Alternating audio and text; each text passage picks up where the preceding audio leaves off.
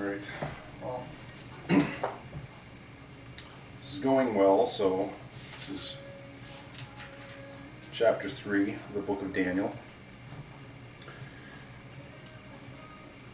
Moving on, King Nebuchadnezzar made an image of gold, 90 feet high, 9 feet wide, and set it upon the plain of Dura in the province of Babylon.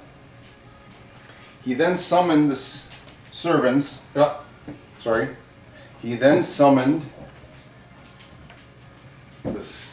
satraps, prefects, governors, advisors, treasurers, judges, magistrates, and all the other provincial officials to come to the dedication of the image he had set up. So the satraps, prefects, governors, advisors, treasurers, judges, magistrates, and all the other provincial judges assembled for the dedication of the image that King Nebuchadnezzar had set up, and they stood before it. So, I'm sorry, I like to summarize, because if you can't get the vision of that, this is how many people this king is ruling over. And made them come to an official revealing of a great golden statue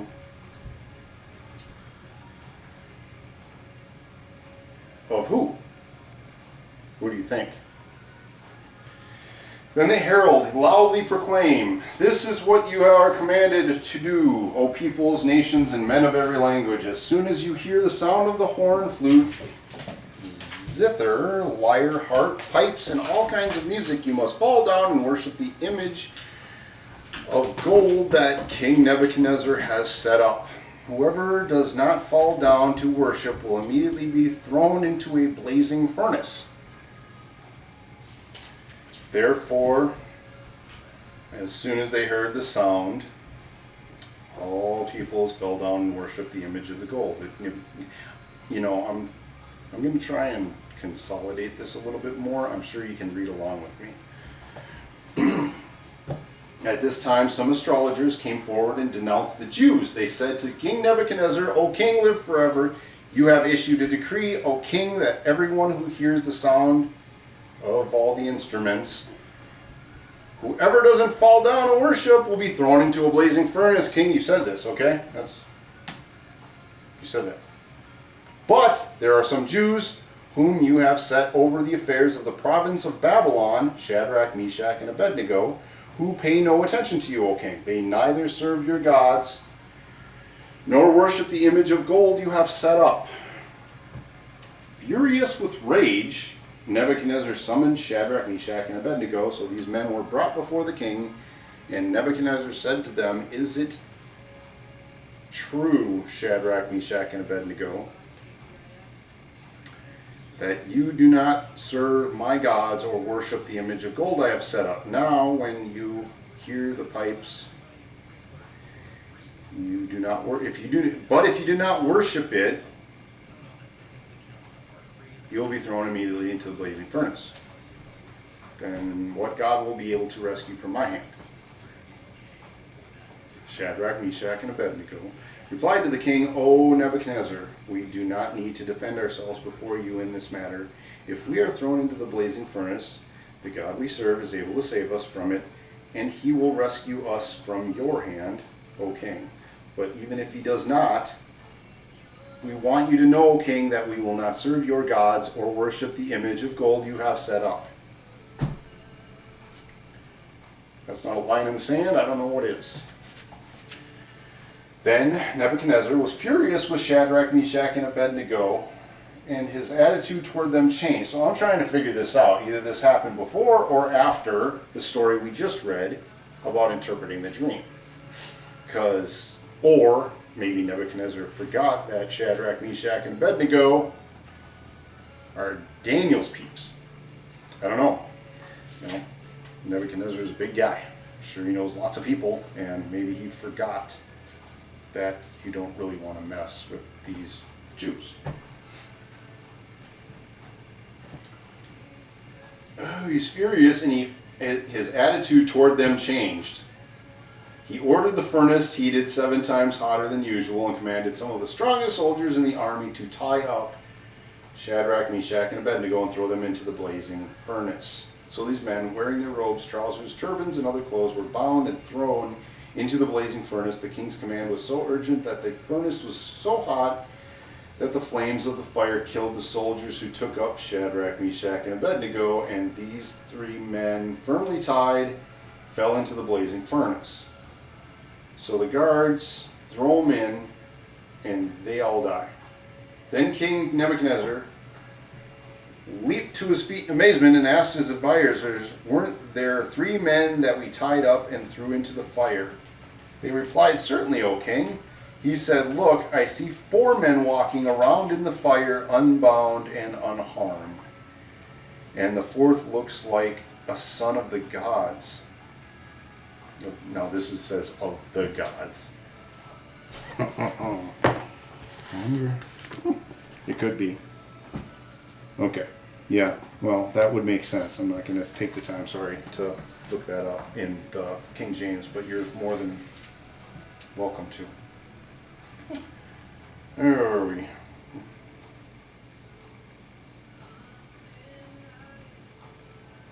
Nebuchadnezzar then approached the opening of the blazing furnace and shouted, "Shadrach, Meshach, and Abednego, servants of the Most High God," capital G, "come up, come here." So Shadrach, Meshach, and Abednego came out of the fire, and the satraps, prefects, governors, and royal advisors crowded around them. They saw that the fire had not harmed their bodies, nor was a hair of their head singed, their robes were not scorched, and there was no smell of fire on them.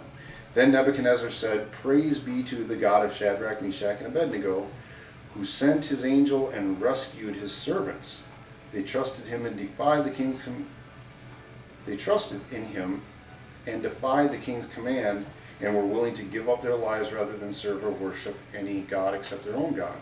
Therefore I decree that the people of any nation or language who say anything against the God of Shadrach, Meshach, and Abednego be cut into pieces, and their houses be turned into piles of rubble, for no other God can save in this way."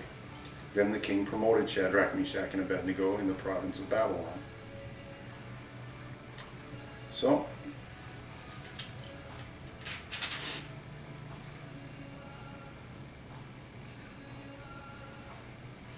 that is a pretty extraordinary story.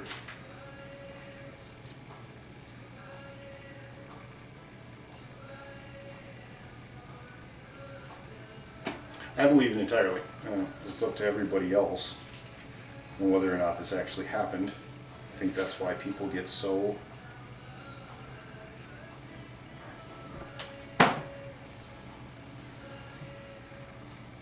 defensive, I guess, about it, is that they don't like a lot of what it says, and they believe that even more of what it says is just supernatural beyond what they perceive in the world right now. Which is funny because there's all kinds of very supernatural things happening in the world right now. So I think people's eyes are being opened. I think more people are seeing these things happening, and they're like, well, wait a second. How many years have gone by since we were given the story of science that says that the Big Bang occurred, and out of nothing everything was spinning, and by chance, by complete chance,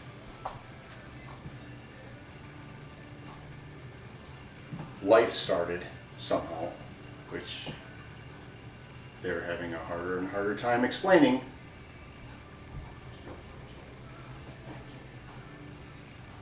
Because of the way things are people are able to see that the possibilities of that happening are far less likely than having some form of something that created everything, because it's just too design. There's too much design in nature for that kind of order to come out of that kind of chaos. Just science proves the opposite. When you have that kind of design, there has to be a designer. So your designer is what? Well, it can't be God, like the God of the Bible, because that's just silly. And, why would it be that? So let's find something else. So now they're saying that life came from another planet, millions of light years away. Either crashed on our planet, and that's how life started. And we evolved from that into what we are. We're all related. Our DNA all goes down to the basic building blocks of what? Carbon, water, all the elements. Yes. But they can't accept the supernatural nature of something, some sort of designer creating life in each its own kind individually, how something could have done that, because it seems like too many millions of years have gone by, so therefore you have it had to happen on its own. Well, that again doesn't work well. So life came from somewhere else and seeded our planet, but we're still all related, going back to the first stepping stones of life. So that life that we continue to look for on the moon, on Mars, everywhere in our solar system that we can get to, we're looking for life that would explain how we got here. At the same time, ignoring the story that we're given on how we got here. Not we, not me, but people and science, some science, pseudoscience, theoretically is saying all kinds of things. Like I said, originally it was the Big Bang and everything came from nothing, but now they're backtracking on that. So how long ago was it where they started to push macroevolution? I'm full believer in microevolution. I just want to put that out there. Microevolution is a thing. Macroevolution, where I'm related to a banana, not buying that story, and most people aren't anymore. So if that's the case, then it came from outer space. So bacteria came from outer space, and that's how we're all related. I'm not buying that either. Chances of that, it's getting slimmer and slimmer all the time. Can't quite explain why they can't find it near us, but they're trying. If it's on Mars, then that's proof that we were seeded from someplace else, right? Sure. Or maybe our planet seeded Mars. Of course, they're going to be able to date it and tell us it's millions and millions of years old, and they're going to tell us that, yes, we carbon dated this biological entity living in the frozen waters on Mars. So it was here before, therefore it seeded our planet. So, or that's just one example of how we were seeded from, someplace millions and millions of light years away. And if that doesn't work, people don't believe that, then I'm just guessing, because there's already a push for full disclosure on extraterrestrials and all of the things they're talking about with extraterrestrials, meaning in their minds, in people's minds, many people's minds, not every, UFO or ET believer, but many ET believers, is that extraterrestrials have technology far advanced to what we have, and they're from millions and millions of light years away. And they are able to come and go as they please because of the technology, and they seeded our planet. They created the building blocks of life, or maybe they created all of us. Maybe they're gods. Interesting. God versus gods. Well, see, that's where my belief comes into extraterrestrials. The definition of extraterrestrials is just that, isn't it? It is a being that is outside of our terrestrial world, right? So, Terra is Earth. Terrestrial means of our Earth. So once again, any extraterrestrial is something that is outside of what our perception is. And that's where I came in with this. So, I might as well just keep going with this. I would love to, I may just do this two different ways. Maybe this will come out good this way. I kind of doubt it because I'm, that's not, I have to pray on this a little bit more because this is not necessarily biblical. This is something that I felt God encouraging me to talk about with multiple people. And it is supported biblically, but this is an interpretation of something I felt God was showing me. I don't have voices in my head, so please don't think that. I talked about that today.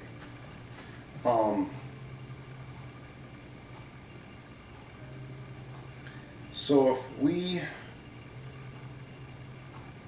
are perceiving extraterrestrials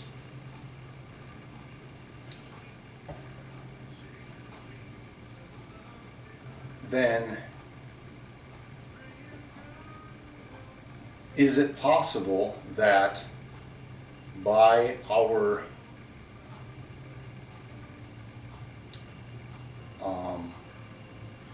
if people take the time, put the effort into, how about that? People put the effort into connecting with the spiritual more frequently, whether it be good for good or bad. So there's two levels. That's why I talk about this.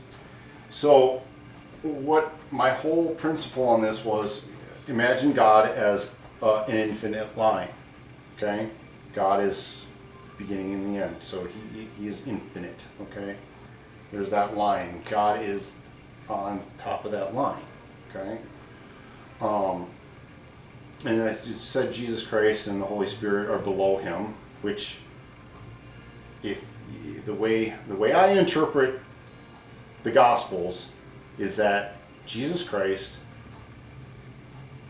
never claimed to be above the Father. As a matter of fact, there are several things he said that gave me the impression that he was below the Father, but he was with the Father and the Father was with him.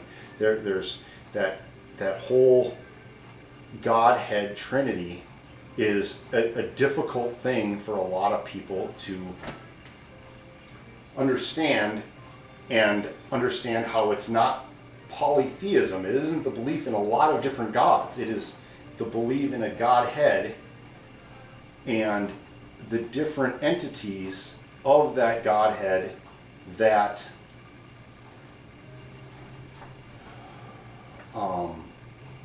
interact with us on a different level. There's no interaction with the Father. The Father is infinite.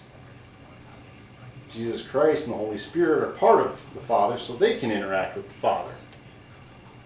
I can't imagine. I part of me just is absolutely so afraid of potentially being in the presence of God the Father because, well, we talked about that. You know, you just like disappear because He's so perfect and we're so not. But our mediators, thank God for that, we have Christ and the Holy Spirit, and then our host of angels. So what we talked about is how these are our dimensions. First dimension, second dimension, third dimension. Now we get into the fourth dimension, and we get life, us. What we were breathed into, what was breathed into us was the breath of life. Every morning we wake up and we're still breathing, unless we aren't, and then we're not here anymore. So I would say that breath is pretty significant. We can keep people alive a long time on artificial life support just by giving them breath and some basic nutrition. And then we get into all the other senses, being able to hear, see, feel, and we talked about all that. But you go down here, and now you're getting into the carnal area of our physical being, which is corruptible and is selfish and is easy to get into and focus on. And these guys are all about taking advantage of that. So, yeah, if you can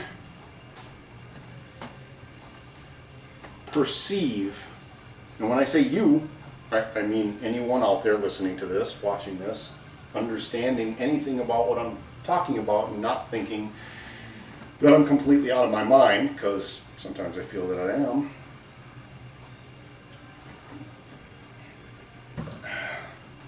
You can understand that there are perceivable dimensions that we as human beings are brought into, and the further we get away from our birth,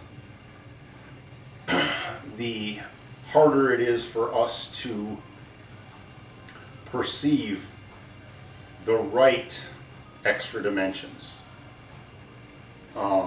And which direction you go on that continuum is going to have significant effect. Most people are in this circle, so that's why I drew the circle. So sometimes you can dip into the angels and listen, because I believe that God speaks to me through the angels, through Jesus Christ, and then as it's a cell phone repeater. How about that? Would that work?